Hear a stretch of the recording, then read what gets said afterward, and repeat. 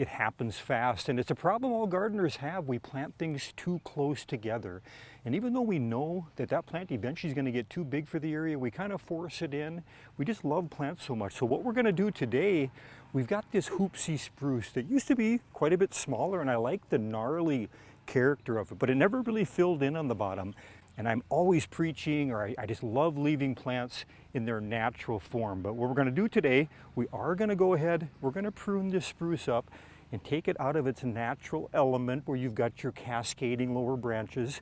And we're going to give this jet gold arborvitae behind us here a little bit of room to breathe. We've also got an Ohio buckeye right next to this Hoopsi spruce that, eventually we're going to have to deal with that too. Buckeyes can get 20, 25 feet wide, so we're going to have to figure something out there, or they're just going to blend together in a more congested gardening look. There's a purple salvia that also, I'm not going to take blame for that one. That one kind of self-seeded itself there. And what I'm going to do this year on that, actually when it's done blooming, I'm going to prune that back to about 12 inches. And I think I'll just let it start over. We might even get some repeat bloom in the fall with that one. All right, so once we start cutting these, there's no turning back. Once we go back to that main trunk, we might get some stubby little growth, but we're never ever going to see another main lateral branch come out. They just don't respond like a deciduous tree or shrub where that can take off and create a new branch. Here goes nothing. The Colorado spruce, a lot of different varieties, a lot of different shapes, blues and greens, pyramids, globes. They're one of the hardiest spruce trees for our area here in the upper northern plains. A great plant. They do succumb to rhizosphere, needlecast, cytospora canker, or a couple fungal problems that you got to watch out for. Now, we're getting pretty close here. Take out just a couple more of these. We'll step back, take a look. See how this turned out. Yeah, that definitely changed the character of the area, but I think it's really going to open up that lower part that we can add some additional perennials, flowering. Not used to it yet, kind of like a new haircut, I guess. You know, the other option is we could have transplanted that arborvitae out of there. It gets a little bit more tricky to do that when you've got those field stone in there. Harder to get a good root ball out of that, to get that shovel to cut in there.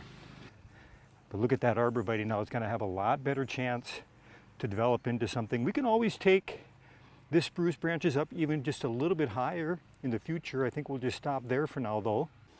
As we come up on this blue Montgomery spruce, a similar situation. We can't let this thing go too much further. We've got to start pruning it now, or it's just going to get a little bit bigger in the area than I want it to. And it's next to another problem. We've got a green ash, getting pretty large. Did a video, I think last year, where we pruned up a lot of the lower branches. This is going to become an annual event now, where every time we shear this, you're going to force that lateral bud to eke out some new growth. Once that happens, all these little pockets, this is going to get just thicker and thicker, just like a Christmas tree. You know how they shear every season? We don't have to take off a lot, but what we do have to do is make sure we get started. When they hit the size, and we're referring to evergreens, when they hit that size you like, that's when you've got to stay after them with the pruning. I did a similar video on this on a globe spruce that actually took off and kind of reverted back to its pyramidal habit. If you subscribe, you can page back, take a look at that video. Now the Montgomery spruce, it's a true dwarf form of Colorado spruce and forms a broad cone as it matures, just like you see here.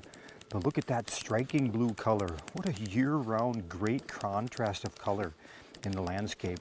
We're reaching what is considered to be its mature height at about 8 feet high by 6 feet wide, but I don't want to take any chances of it getting any larger. Hardy as heck too. Zone 2. Here's a quick look at that video I mentioned just a moment ago where we pruned this Colorado spruce that was in kind of a pyramid fashion back to a globe form. Perhaps this was also a Montgomery spruce. And speaking of globe spruce, look at this specimen here, man. This thing is about 10 feet wide now by 5 feet tall. And I'm just going to let this thing just keep getting wider and wider. If you take a close look underneath here, we've got our rock edging I put in years ago, probably about 12 years ago on this bed.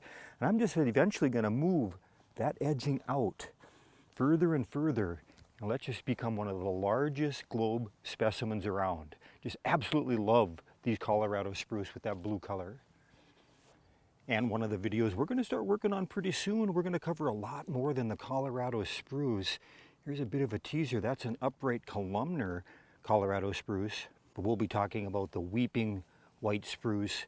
There's a nice one right there.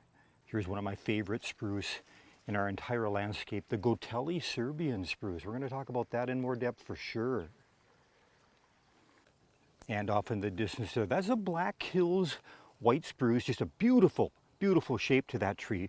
Hope you subscribe. That's one of the next videos we'll be working on.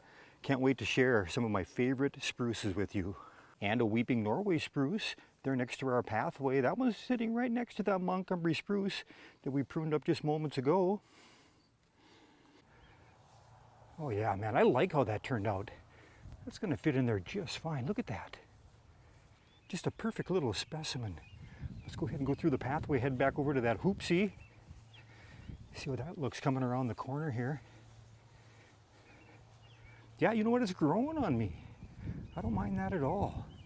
I think once we get a few perennials growing on the lower side, that just created a whole new area of interest. Wow, yeah, I just love it. So there you have it. Maybe our overplanting problem's not such a problem after all. This is turning out okay. As always, thank you for watching Garden Hike. I appreciate it. We'll see you again next video.